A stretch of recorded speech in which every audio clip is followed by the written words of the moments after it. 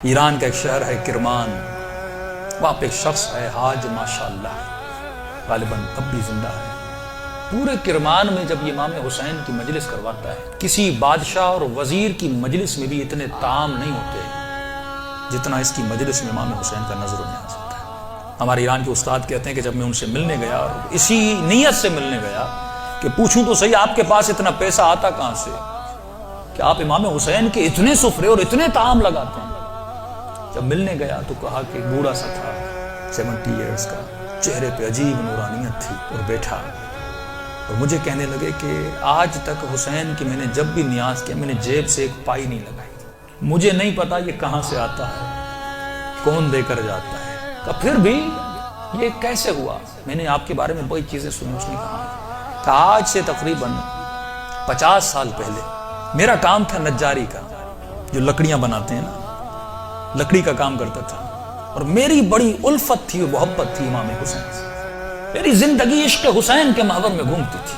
میں لکڑی کا کام تو کرتا تھا، لیکن میں بڑی محنت کر کے لکڑی کے ممبر بناتا تھا حسین کے لیے، مسجدوں کے لیے ممبر بناتا تھا، تعزیہ بناتا تھا، تابوت بناتا تھا، علم بناتا تھا، جس بھی مسجد کا کام ہو سب سے پہلے وہ کرتا تھا۔ پورا سال میری یہ روش تھی، مسجدوں میں ممبر دینا، تعزیہ دینا، حسین سے عشق تھا۔ اس کے ساتھ ساتھ تھوڑے تھوڑے ہاسپٹلز کے کام بھی کرتا تھا۔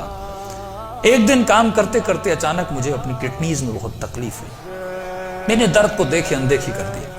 2-3 ہفتے گزرے، تکلیف بڑھتی گئی، یہاں تک ایک دن اتنی تکلیف ہوئی میں بے ہوش ہو کے گر گیا۔ مجھے ہاسپٹل لے جایا گیا، ڈاکٹرز نے مجھ سے کہا کہ کب سے تکلیف ہے؟ میں نے کہا 2 ہفتے سے تکلیف پڑ گئی ہے۔ انہوں نے کہا جلدی جا کر اپنے یورین کے ٹیسٹ دو۔ جب یورین ٹیسٹ دینے گیا تو میرا یورین ہی نہیں آ رہا تھا۔ پھر ڈاکٹر نے ایک انجیکشن لگا، کہا آج کے بعد گھر چلا جا، نہ تجھے چلنا ہے نہ تجھے کام کرنا ہے، بس بستر پہ سیدھا ہو کے لے جا۔ کہ جب گھر پہنچتے پہنچتے میرے پاؤں پھول گئے، اور کہتا ہے کہ مولانا اس دن کا سونا 4 سال تک میں اسی طرح بستر پہ سویا رہا، بدن پھول گیا، نہ ہاتھ ہلا سکتا ہوں نہ پاؤں ہلا سکتا ہوں، یہاں تک کہ میں نے آنکھوں سے دیکھنا بھی چھوڑ دیا، بس مجھے کانوں سے آوازیں سنتی تھی۔ جب اس تکلیف میں پہنچا نا، اپنے جتنے رشتہ دار تھے سب چھوڑ کے چلے گئے۔ ایک میری بوڑھی ماں تھی، لوگ میرے قریب نہیں آتے تھے کہ یہ بیمار ہے اس کے قریب نہیں جاؤ، لیکن میری بوڑھی ماں میری خدمت کرتی رہی۔ ماؤں کی قدر کرو جب تک زندہ ہے۔ کہ اس ماں نے میری خدمت ایسے کی جیسے میں بچہ تھا۔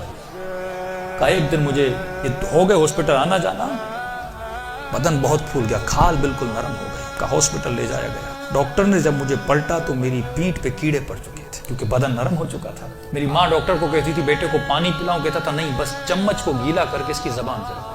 کہا 4 سال میں نے وہ پیاس چکھی جس کو سوچ کے میں حسین پہ روتا تھا۔ شدت پیاس میں نے بس دل میں نے حسین حسین حسین اپنے آقا کو، میں نے امید نہیں توڑی، حسن ظن تھا میرے آقا حسین پہ۔ کہ جب آخری دن ہاسپٹل میں گئے تو ڈاکٹر نے میری ماں کو کہا بس یہ چند دن کا مہمان ہے، اسے گھر بھیجا۔ یہ میں نے آواز سنی اور سنی تو میں رو پڑا۔ میں نے کہا امام حسین 4 سال سے آپ سے امید لگا کر بیٹھا، مولا کیا آپ کا عاشق اسی طرح مر جائے گا؟ دنیا کیا کہے گی؟ حسین کے ممبر بناتا تھا اور حسین نے اسے شفا ہی نہیں دی۔ کہ میری ماں نے گھر کے سرداب میں لا کر مجھے سلا دیا۔ کہ وہ دن تھے محرم کے دن، پہلی محرم ہوئی، میری ماں نے جلدی جلدی گھر میں صفائی کرنا شروع کی اور نیچے آئی، کہنے لگی میرے لال محرم شروع ہو گیا ہے، اب میں تجھے حسین کے حوالے کرتی ہوں، میں جاتی ہوں مجلس سننے۔ کہتا ماں یہ کہہ کر چلی گئی، اس سرداب میں میں سو رہا تھا، 4 محرم کی رات آئی، آج بھی اس کا گھر موجود ہے، سب کچھ ہے۔ 4 محرم کی رات آئی، میں نے دیکھا کھڑکی سے ایک پرندہ اندر آیا۔ کہتے تب تک کان کام کرتے تھے، لیکن جیسے یہ پرندہ آیا میری آنکھوں نے دیکھنا شروع کیا۔ لیکن یہ عجیب کبوتر تھا جس کے 3 پر تھے، سفید تھا، سبز تھا اور لال پر تھا۔ میں نے زندگی میں ایسا کبوتر دنیا میں کہتا میں نے نہیں دیکھا، پنجے اس کے لال تھے۔ آیا اور آ کر میرے سرہانے پہ بیٹھ گیا۔ بیٹھنے کے بعد اس نے کلام کرنا شروع کیا، میرے کانوں میں آواز دے کر کہا تجھے پیاس لگی ہے؟ کچھ کھاؤ گے، کچھ پیو گے؟ 4 سال سے زبانوں پہ تالا لگا تھا پر اب یہ تالا کھل گیا۔ میں نے کہا مجھے بہت پیاس لگی ہے، اتنے سالوں سے پیاسا ہوں۔ کہ پتہ نہیں اس کی چونچ میں کیا تھا، اس نے میرے منہ میں ڈالا، بس وہ بدن میں جانا تھا، ایک عجیب سی فرحت مجھے ملی۔ پھر وہ پرندہ اڑا اور اڑ کے سامنے کرسی تھی اس پہ بیٹھ گیا۔ اب میں اپنے ذہن میں یہ کہہ رہا تھا کہ مولا حسین اگر تو نے بھیجا ہے تو یہ اڑ کے میرے پاس آئے گا یا میرے بستر کے نیچے جائے گا، اگر تو نے نہیں بھیجا یہ اڑ کے چلا جائے گا۔ اتنا کہنا تھا، وہ پرندہ اڑا اور میرے بستر کے نیچے جا کر بیٹھ گیا۔ کہ بس اتنا ہوا، لیکن ابھی بھی بستر پہ لیٹا ہوا ہوں، لیکن تھوڑی فرحت مجھے مل چکی ہے۔ اب سوچ رہا ہوں یہ پرندہ کون ہے, کہاں سے آ رہا ہے. اتنے میں صبح ہوئی, میری ماں نیچے سرداب میں آئی اور اس کے ہاتھ میں رومال تھا. پہلے زمانے میں جب لوگ روتے تھے تو ایک رومال رکھتے تھے.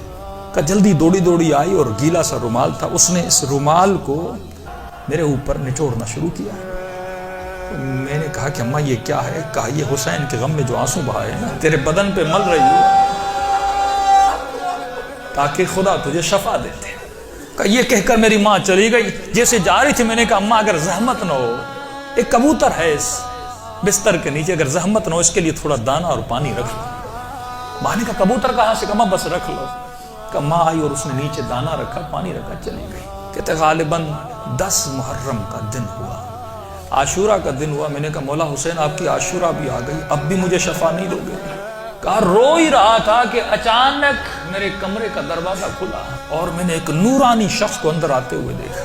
کہ تب بستر کے ساتھ جو کرسی تھی وہاں آ کر بیٹھ گئے. بس میں نے چہرہ دیکھ کے سمجھ گیا یہ میرا حسین ہے. مجھے نہیں پتا میں نے کیسے سمجھا, لیکن میں نے دیکھا, میں سمجھ گیا یہ میرا آقا حسین ہے. کہہ رہا جیسے میں نے امام حسین کو دیکھا, خود کہتے میں نے مولا کا یہ بازو پکڑ لیا اور بازو کو پکڑ کے میں نے حسین کو لپٹنے کی کوشش کی. کبھی بازو کا بوسہ لے رہا تھا, کبھی ہاتھوں کا بوسہ لے رہا تھا.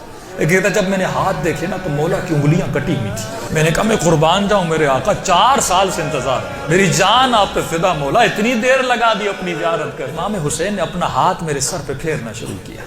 کہا آج ماشاءاللہ ہم آ گئے, ہمارا انتظار تھا, ہم آ گئے, تیرا انتظار ختم ہو گیا, بتا تجھے کیا چاہیے؟ میں نے کہا میں نہیں بتاؤں گا, آپ کو پتا ہے مجھے کیا چاہیے, آپ میرے حال کو دیکھ رہے, میں زبان سے کچھ نہیں مانگوں گا, آپ کو پتا ہے کہ مجھے کیا چاہیے. اتنا کہنا تھا, حسین نے میرے وجود پہ ہاتھوں کو پھیرنا شروع کیا.